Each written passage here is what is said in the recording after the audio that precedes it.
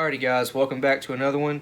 If you watched the video I posted the other day about the 12 gauge turkey load in compression formed hulls, original AA, I said I have some 16 gauge compression formed hulls on the way from Precision Reloading, and I got them. I got 300 of these compression formed 16 gauge hulls. This is Reloader's gold for the 16 gauge guys like me.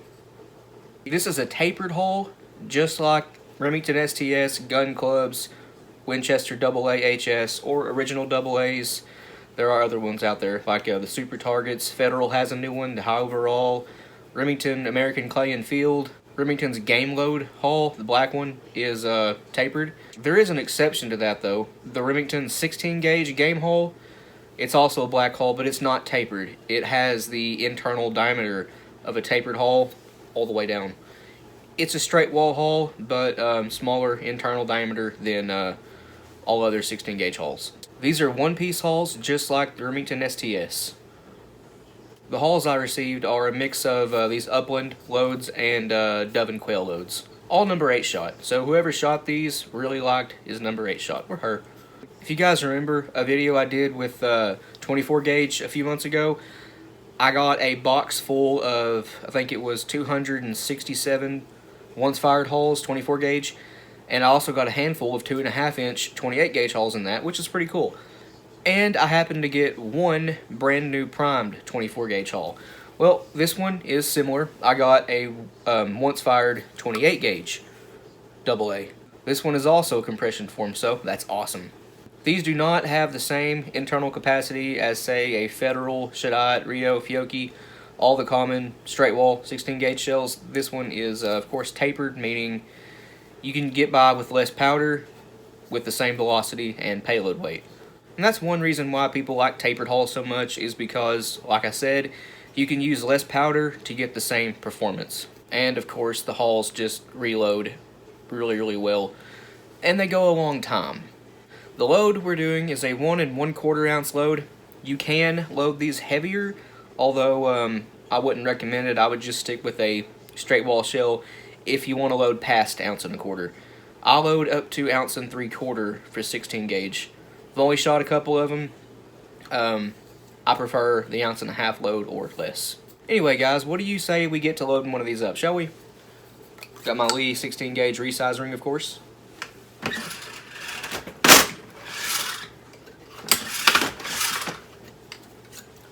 Probably should have grabbed a primer before, starting to film, but that's okay.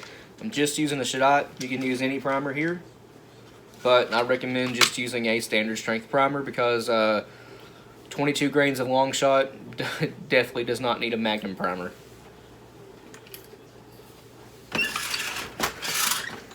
Like I said, 22 grains of long shot. This is my favorite powder. It works in all gauges. Even 410, if you want to load, say, 1 1/4 ounce slug at some ridiculous speed. It doesn't work for 410, standard 1/2 ounce or 11/16 ounce loads. It's a little bit too fast for a standard payload in a 410, but it works great for everything else. Works great, say, down to 28 gauge, you can do a 7/8 ounce load with this powder. Long shot is an awesome powder. I even load 32 and 24 gauge with it. But 22 grains. I'm using the Claybuster Blue Wad. It's for 1 1/8 ounce, but with a little bit of compression on the piston section right here, the crush section, you can load 1 1/4 ounce, no problem.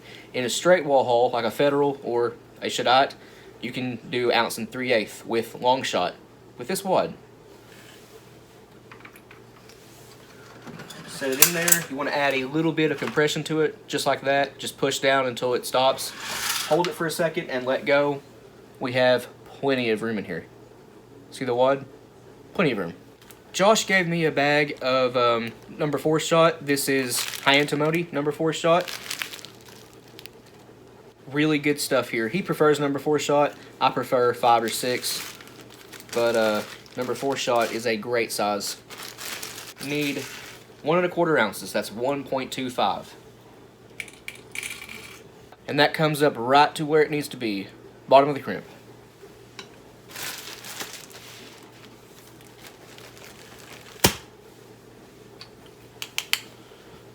I'm adding 1 scoop of mix number 47 buffer from Ballistic Products. You can use any buffer you want. I'm just using mix number 47. I just tamp that down until it's basically flush with the top row of pellets, and we are ready to crimp. This is an 8-point crimp. We need the back station of the lead load all. Line the valley of the crimp up with you.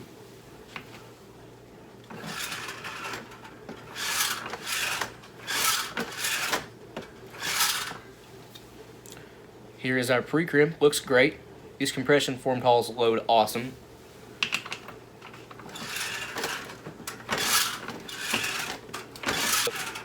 And like always, I pull down multiple times just to get a better crimp, and guys, that looks about like factory.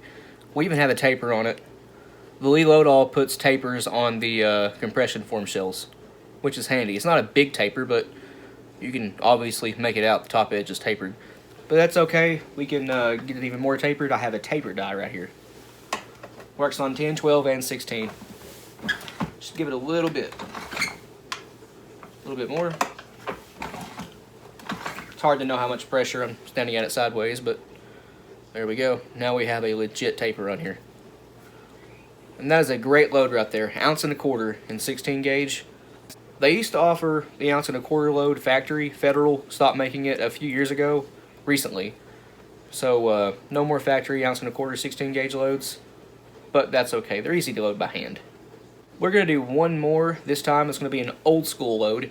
I'm talking gas seal fiber cushion wad. Actually, it's the waxed hard card 1/2 inch, a mylar wrap, the shot, and some buffer. This one should be interesting. Again, grabbing our 16 gauge resize ring. Got stuck on there. I've noticed these compression formed hulls like to get stuck on the depriming punch. It happens with my 20 gauge, 12, and 16 now. I don't know what it is, but it's only these hulls that do it. I noticed someone in Buck and Slug, actually earlier tonight, had this same problem with the B&P hulls.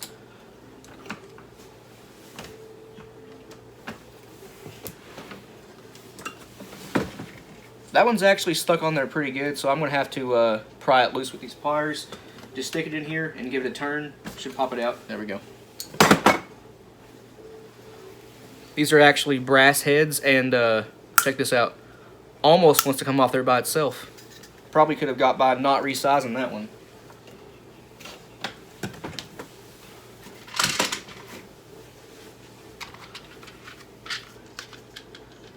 Again, I'm using a Shadot primer. This time we're using Blue Dot, 27 grains of it.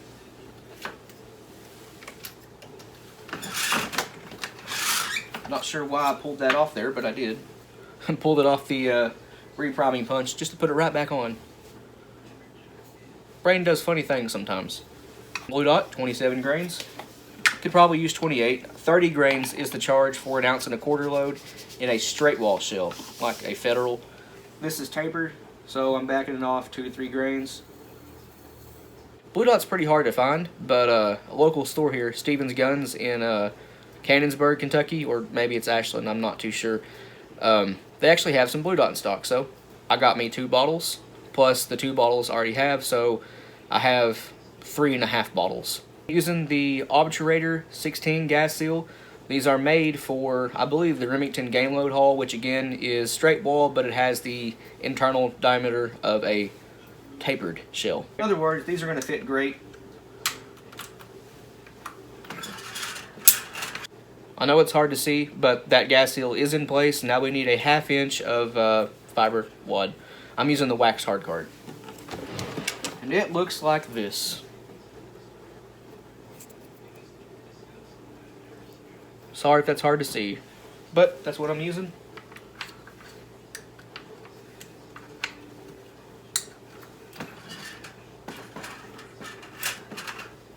On top of the waxed hard card, I'm adding a mylar wrap. This is the Ballistic Products My Slim Mylar. Just roll it up. This is pretty easy to do. Just like that, and set it in your hole. It'll unroll itself. And there it is. We need an 1 1/4 ounce of shot. This time I'm using homemade number 6 shot, made out of range lead. This was sent to me by Joseph. This stuff is awesome. I showed it off in the 12 gauge video I did a few days ago. This almost looks like factory shot. It is tumbled, polished. Let me get a scoop of it, I'll show you. I want to say probably 90% of it looks like factory shot. Dropped a piece, but that's fine. There is some in there that's got a few pinholes in it, and it's not perfectly round, but 90% of it is basically just like factory shot. Some good stuff. Really impressive. Thanks for sending it.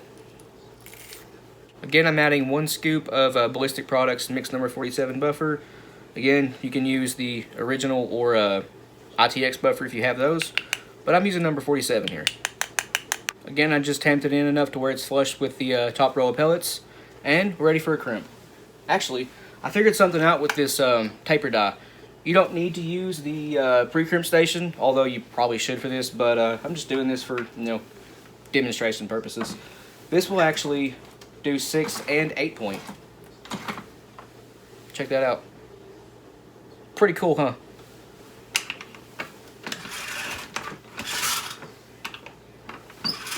Again, pulling down multiple times. I need to replace the main beam in this right here. It's pretty wobbly, that's why I'm holding it. And we have another really, really good looking crimp. About like factory. A little bit of a taper on there. Looks great. Let's add a little bit more taper to it with this, although it totally doesn't need it. Tapering your shells is for better feeding in pumps and semi-autos. That looks really good. I'm using some clear nail polish over the crimp just to, seal in the buffer just in case, but these are sealed up so well it really don't need it. This is an old Wade Rush trick that I picked up a couple years ago, seeing him do it. It just seals in the buffer. Good little trick to have.